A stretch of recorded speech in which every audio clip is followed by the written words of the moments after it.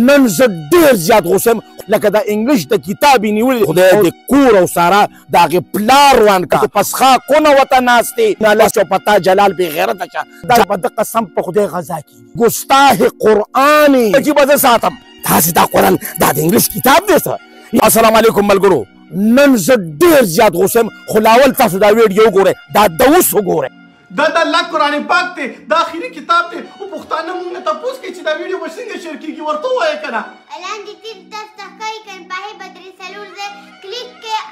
هغه ویډیو به شیر شي دا هغه بې غیرت انسان دی هغه د اوس انسان دی دلته زه د اوس او دا بې غیرته ورته ځکه وایم که نه چې د قرآن شریف 24 ګنټې داسې راغښتي تاسو هم مله د قرآن شریف ته وګورئ لکه د انګلیش د کتاب یې نیولي دي او دوه واړه واړه ماشومان چې دي هغې ځان سره کېنولي دي او په دې توسط او په دې طاقت باندې دي نو دې خپل ویډیو مخکې کوي د خدای د کور او سارا د هغې پلار روان کا خدای د په خړو اوبو یوصلې کا یا خدای د کور او سارا روان کا دا خو قرآن شریف دی په دې خو دنیا آباده ده د دې قرآن د مخې خو زموږ دا ټوله دنیا آباده ده که قرآن شریف نه وي نو څه بو دا تا دې څه جوړ کړي دي خدای دې تبا کا پاسه مزدوري وکړه نور څه وکړه نور څه وکړه او خدای خبر چې پسخاکونه ورته ناست دي پسخاکونه ورته ناست دي قرآن شریف د خلک او د چارهدام وکړي تا خو ته کتاب جوړ کړی دی تا ته د رزق وسیله جوړه کړې ده په کې به زما ویډیوګانې دي بیتون الله چوپتا جلال بې غیرته شه جلال پټان نه دا تیسر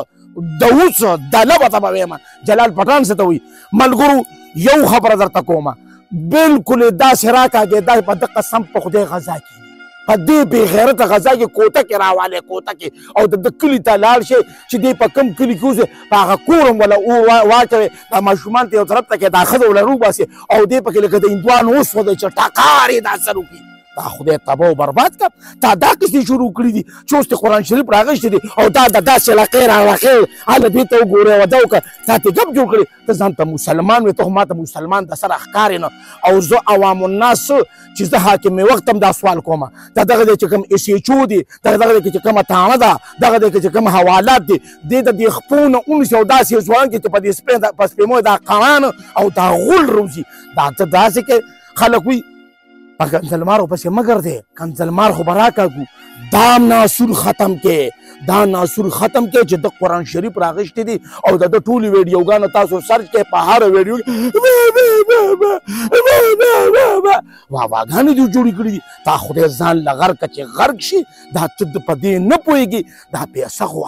ګوره الله پاک وایي چې زه به تاله رزق در کومه خو که ته اوس یې په غلطه ګټې نو په غلطه دا رزق تاله هسې را روان دي نو ته په قرآن شریف کې او په دې وړو وړو ماشومانو کې چې هغې غریبانانو له خبرې هم نه ورځي خو تا د غوږه رانیولي او په زور دې ځان سره کېنولي هغوی خو د خدای د لارې نه نه دي خبره د خدای ظالمه یا د خدای ظالمه دا ته څه په اوتو بوتو باندې سرې دا څه قصې دي شروع کړي دي دا څه ظلم دي ظالمه شروع کړي دي چې دا ویډیوګانې ته په دې قسم ته مخکې کې او په دې وله لایک او شیر ورکړې او خلکو ته قرآن شریفونه مخکې کې زه خو د هغه سړي خلاف یم د هغه سړي خلاف یم چې څوک روزي چې هلکه دا شیر کوي ته به چې نو جهنم ته ځي ته به وایې که دا به د جنت نه راغلی یا د دوزخ نه راغلی دي دا ډېر خلک دا وایي ته مخکې کوو که دې شیر نه کړه نو په تا به قیامت راشي او ته به بېګاله مړ شو ته به بېګاله داسې شي دا رونیسه